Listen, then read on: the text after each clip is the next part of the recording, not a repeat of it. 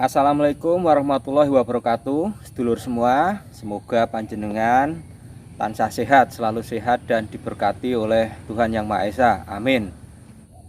Hari ini kita akan mengangkat tema tentang hutang piutang, yaitu nagih uang sendiri malah seperti orang ngemis. Bapak Ibu mungkin pernah ada yang ngalami. Silahkan tulis di kolom komentar. Ya Pak, iya Om, itu silahkan tulis dulu di kolom komentar yang pernah mengalami. Mengapa kok hal ini seringkali terjadi, seringkali kita dengar? Di mana dan apa yang salah? Mari kita bahas satu persatu tentang hutang piutang ini.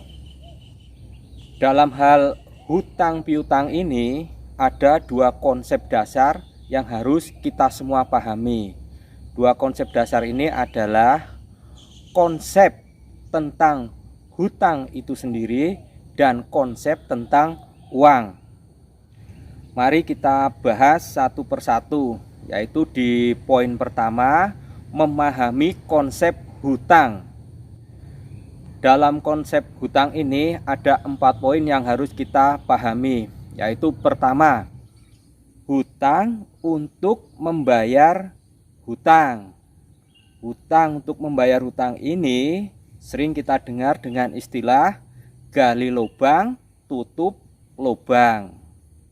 Ini adalah lingkaran setan. Karena apa? Lawong hutang untuk bayar hutang. Misalnya seperti ini. Bapak Ibu mungkin ada yang hutang atau ngambil kredit motor. Dilalah tidak punya uang. Lah mau nyicil motornya saja, Bapak Ibu pinjam uang orang lain. Wah, ini utang untuk bayar utang. Sudah pasti pusing, pasti bundet, pasti mumet, pasti ruwet. Ini lingkaran yang tidak ada habisnya. Di poin pertama adalah utang untuk membayar hutang. Poin kedua dalam konsep memahami hutang yaitu hutang untuk konsumtif. Hutang ini biasanya terjadi karena kita ingin show off, karena kita ingin pamer, karena kita ingin terlihat kaya. Semisal gaji kita cuma 2 juta per bulan. Lah kita ngambil kredit motor sport yang harganya 125 juta. Pasti bisa dipastikan lah kita akan keteteran dalam mengangsurnya. Untuk Bapak Ibu perlu ingat bahwasanya senang dibilang kaya adalah 1 dari 7 ciri orang yang akan segera jatuh miskin. Percaya atau tidak, silahkan praktek. Ketiga, yaitu hutang pada pinjol atau pinjaman online. Ini yang sedang marak bukan? Dengan iming-iming persyaratannya mudah, gampang, tinggal klik, tinggal kluk, tinggal apa saja. Tapi Bapak Ibu tidak sadar dengan iming-iming yang mudah ini Bapak Ibu tergiur, di mana bunga perharinya bisa 0,9% dan artinya bunga per bulannya bisa 27%. Benar atau benar? Silahkan tulis di kolom komen. Yang suka utang pinjol, monggo ditulis dulu. Misalkan hutang pinjol 1 juta di ACC, yang ditransfer berapa? Mungkin hanya 730.000. Iya bukan? Dalam pinjol karena tidak ada jaminan kebendaan atau jaminan sertifikat, jaminan BPKB dan lainnya, maka yang dijaminkan adalah aset digital Anda.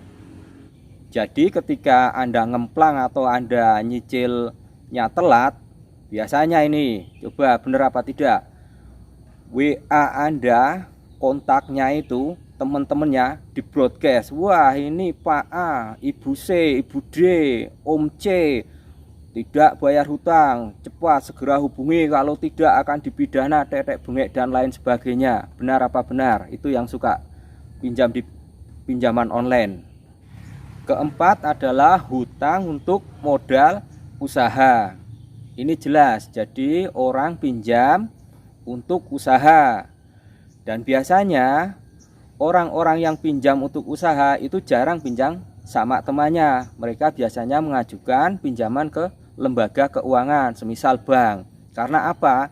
Karena mereka tahu orang yang pinjam ke teman salah satu ciri orang yang tidak akan pernah sukses. Untuk para sedulur semua, Bapak Ibu, saya akan mengilustrasikan betapa baiknya teman, sedulur, saudara yang ngasih pinjaman ke Anda. Ini ya, hari ini, tanggal ini, tahun ini, coba tulis. Hari ini tanggal berapa, tahun berapa, tulis di kolom komen. Saya akan mengambil sebuah contoh. Salah satu bank hari ini memberikan suku bunga depositonya adalah 2,8%. Saya akan menyontohkan, jika Bapak Ibu sekalian hari ini punya uang 1 miliar, maka jika didepositokan akan mendapat bunga yaitu 2,8%, dikali pajaknya dulu nanti ya, yaitu sebesar pajak penghasilannya 20%. Uang sebesar 1 miliar kalau didepositokan hari ini dengan bunga sebesar 2,8% dan pengenaan pajak penghasilan atas bunga depositonya sebesar 20%, maka akan hanya dapat per bulannya ini ya Bapak Ibu catat, yaitu 1.866.667 rupiah. Jadi kalau ada teman Anda, teman Bapak Ibu semua yang minjami uang sebesar 5 juta saja misalnya, berarti teman atau orang yang minjami Bapak Ibu sekalian merelakan 1 bulan bunga depositonya yang nominalnya 3 miliar untuk Bapak Ibu. Jadi kalau punya utang segera dibayar, kasihan orang yang ngasih hutang ke sampean semuanya. Menginjak ke poin kedua tentang hutang piutang, konsep yang harus dipahami adalah konsep uang. Apa yang harus kita pahami dalam konsep uang? Ada 4 poin juga di sini. Mari kita bahas satu persatu. Pertama yaitu membantu. Membantu adalah tindakan berdasarkan ketulusan hati nurani, kerelaan hati nurani tanpa memandang atau mengharapkan imbalan, tanpa mengharapkan jasa dan lain sebagainya. Sebagai saya bisa contohkan seperti ini, saya kan wong desa, orang desa. Di desa itu ada istilah sambatan ketika membangun rumah, terutama memasang gunungan, memasang atapnya itu. Ketika akan memasang gunungan itu, biasanya orang satu RT datang dan membantu. Dalam sambatan ini tidak ada satupun yang dibayar. Mungkin sekedarnya saja dikasih makan dan minum. Jadi dalam konsep ini yang perlu Bapak Ibu pahami adalah membantu adalah tindakan yang didasarkan hati nurani dengan ikhlas tanpa mengharap imbalan atau jasa apapun. Jadi dalam konsep membantu di sini yang perlu kita catat, yang perlu kita pahami adalah melakukan tindakan yang tidak mengharapkan imbalan apapun. Bisa kami contohkan, mohon maaf, seperti ketika Bapak Ibu BAB, begitu keluar plung di kloset, disiram hilang. Apa mungkin mau diambil lagi? Kan tidak. Itu di poin pertama, membantu. Poin kedua dalam memahami konsep uang adalah menolong. Apa itu menolong? Menolong adalah tindakan yang dilakukan atas dasar permintaan.